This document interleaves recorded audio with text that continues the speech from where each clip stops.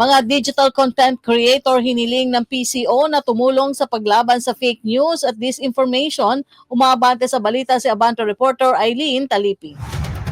Rocky, nanawagan ng Presidential Communications Office sa mga digital content creator na maging aktibong partner ng pamahalaan bilang responsable, makatotohanan at may pagmamahal sa kanilang trabaho sa harap ng talamak na pagkalat ng fake news at disinformation. Sinabi ni PCO Secretary J. Ruiz na nais ng gobyerno na maging partner ang mga digital creators sa nation building at hindi dapat tagakalat ng disinformasyon. Ayon sa opisyal, ang responsableng digital engagement ay alinsunod sa direktiba ni Pangulong Ferdinand Marcos Jr.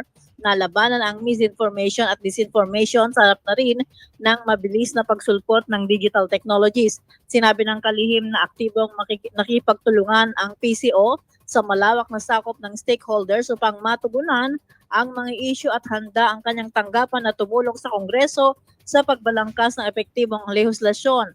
Hangad ni Ruiz na magkaroon ng batas sa bansa na nagre-regulate at nagpapanagot sa mga nagpapakalat ng mapanirang online contents tulad ng Digital Service Act ng European Union at Protection from Online Falsehood and Manipulations Act ng Singapore na may katapat na parusa laban sa mga lalabag dito. Ako si Eileen Taliping ng Abante Radyo. Ito ang balitang mabilis, mabangis at walang mintis.